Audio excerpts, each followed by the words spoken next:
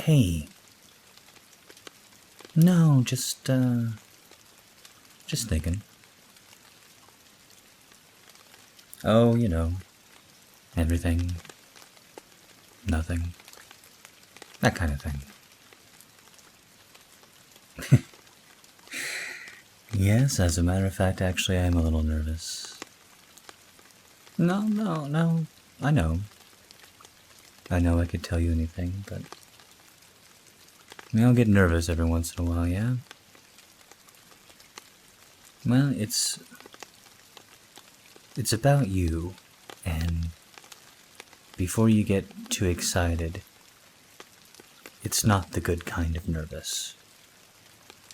It's very much the kind of nervous I wish I didn't have to bring up. I've been meaning to for a while. I don't know. First I told myself I didn't have the right words, and then I said it wasn't my place, and things have been going pretty well between us. Maybe I just didn't want to see anything, but I do. So, this is going to be a little bit of a strange conversation, but will you hear me out? Thanks. No, it's okay. Everything's okay, right? Like, nothing big's happening, okay? But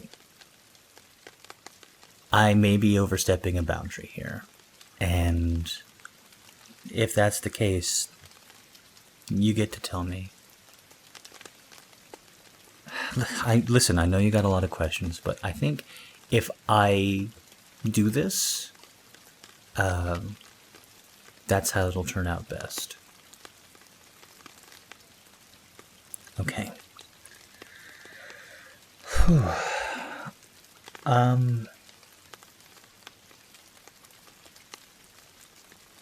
I've been noticing that lately you are exhibiting some signs of depression.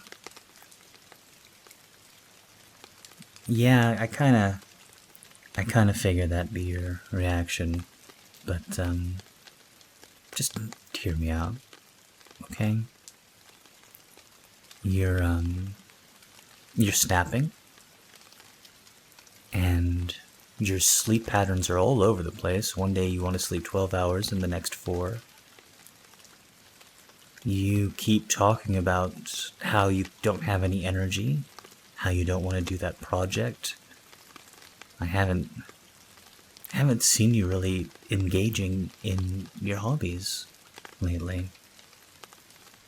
And I know that this is going to sound like an attack, or this is going to sound like the least romantic thing you've ever heard, and I'm sorry, but that's how important it is to me that you hear this, okay?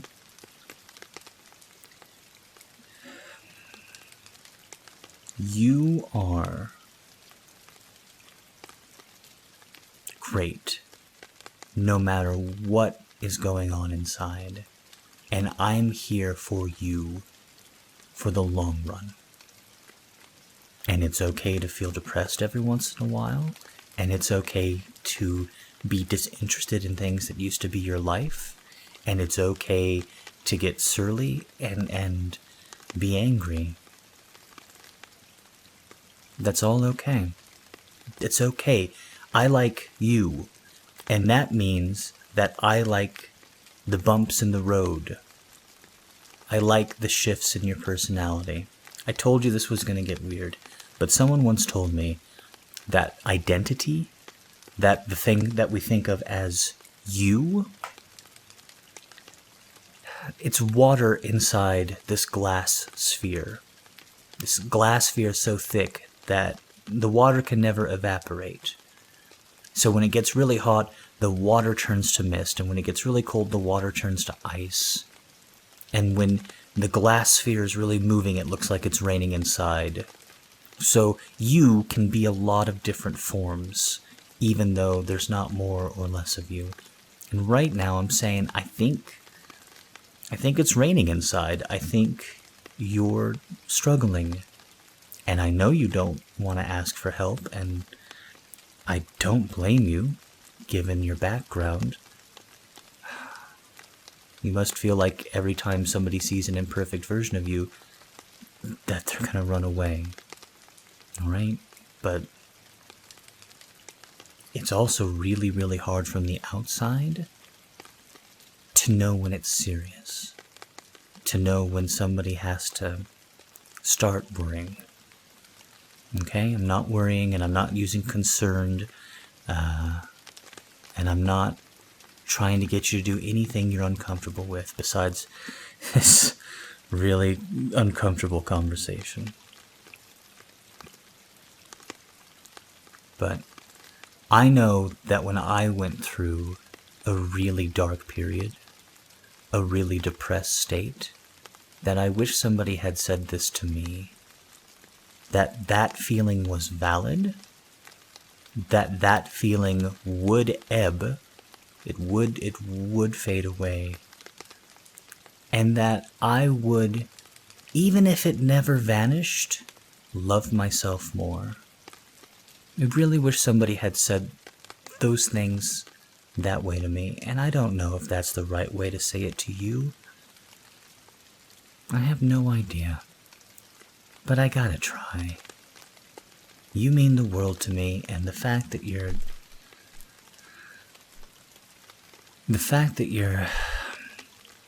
having such a hard time with it, it means I have a hard time with it, and you're not allowed to feel guilty about that, and you're not allowed to say my life is better without you, or maybe you'll just stop sharing and then that'll ease my burden, because it's all the exact opposite.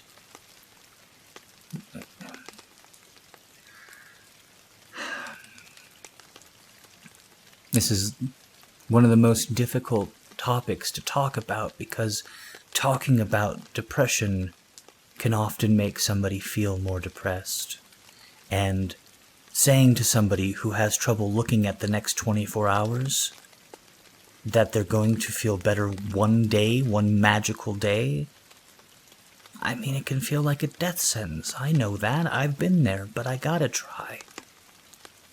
And I gotta try with you. And I gotta try for you. And I'm crazy about you right now. And I have been the last couple of months, and I don't care that you're snapping at me because you're snapping at me. I care because it's not... I don't know. I know you're seeing it, and I can't pretend otherwise.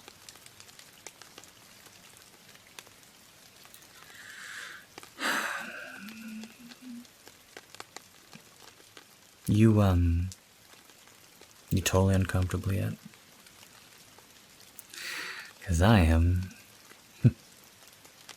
I very much feel like the weather right now. I very much feel like I'm making it worse, but I can't go this far and turn back. Can I tell you a story I heard when I was depressed? Something I still think of every once in a while. A child's about to become an adult, and in the tribe that they're in, this means that they have to go and see a vision in a tent with a shaman. That's their rite of passage. The child sits in the tent and the shaman says, "You're going to be an adult now."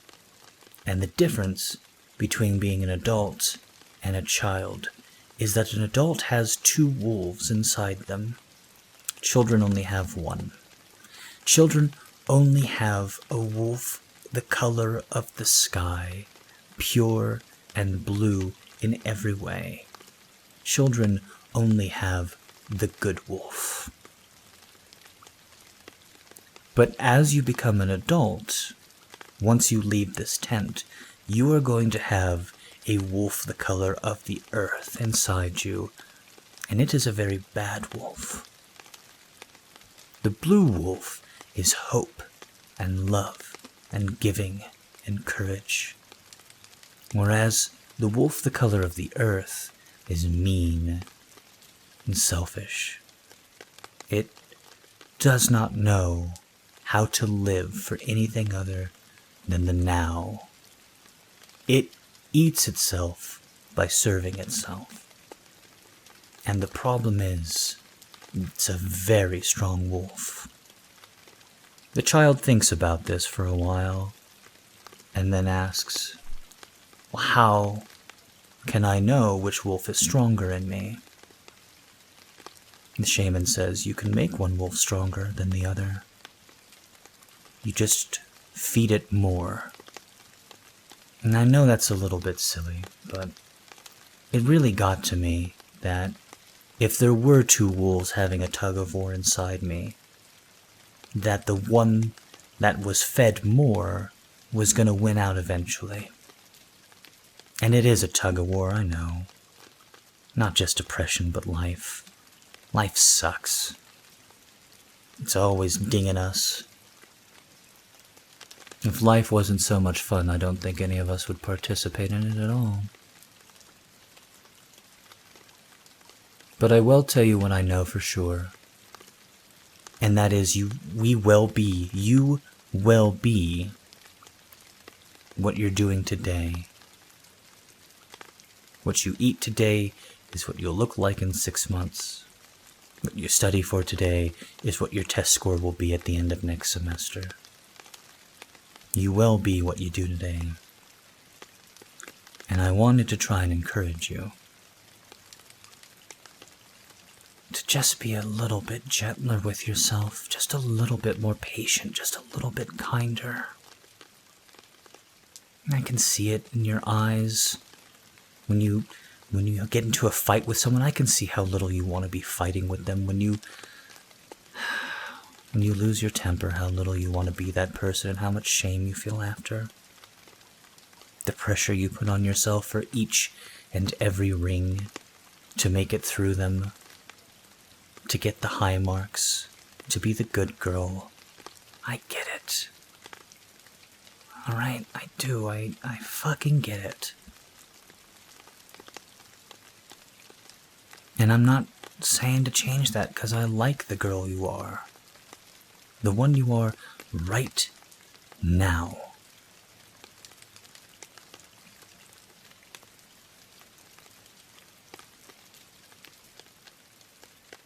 But I do wish that you treated yourself as nicely as you treat others.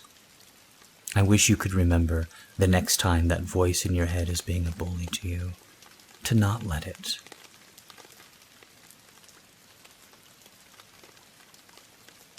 I want you to do something even sillier than listening to these parables. The next time you catch yourself being mean, saying you can't do it, that it won't work out, I want you to pretend that you're not you. Don't pretend you're anybody else, but just say your name in the third person. Say the girl. Say the girl would not talk to herself this way. I know it's silly, but like I said, it helped me. It helped me a lot. I wanted to help you.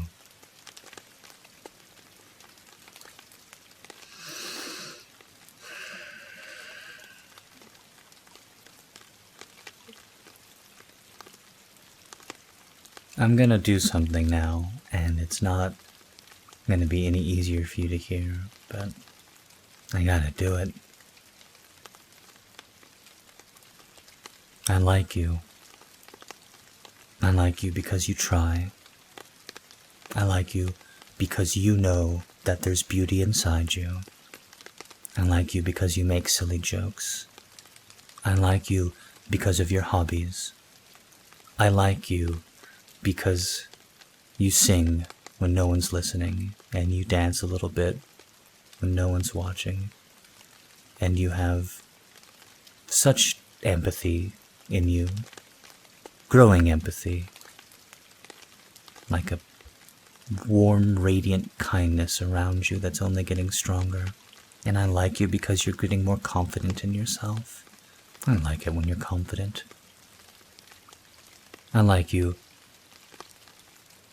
because of the things you do.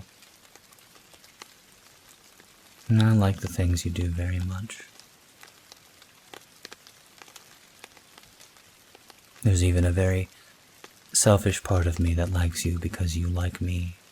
Because putting your heart out there, it's not so easy. I know. I've been hurt too.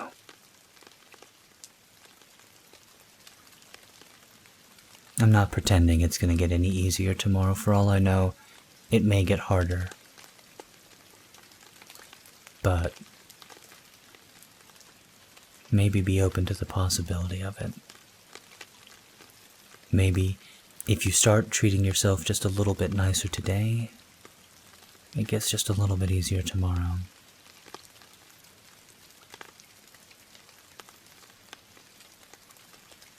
I guess this is a bit more of a selfish thing than I thought it was at the beginning. In fact, part of this is because I've been feeling guilty. I have, yes. It just seems like when you're being supportive of me, you know exactly the right things to say. And here I am, and I have no idea. So I'm hoping the effort counts for more than the result on this one. I'm hoping that very much.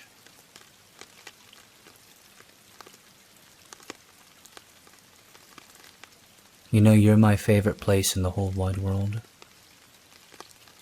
I know I'm supposed to say person, but I don't think of you as a person. I think of you as a place. When people say, where do you want to go in the world?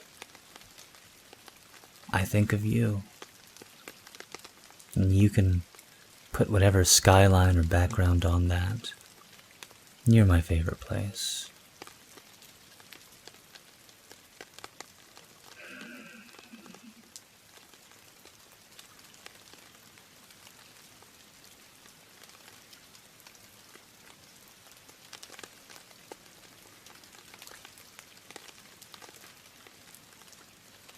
Do you think we could hold hands for a second? Thank you. I really like it when you lace our fingers together. You do it very well. I like your tiny hand in mine.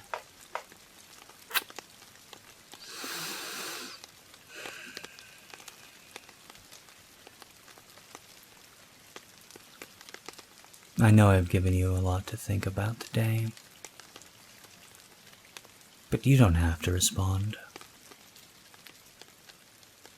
Maybe we can just cuddle up a little bit, huh? Watch the rain. Yeah? I like that very much as well.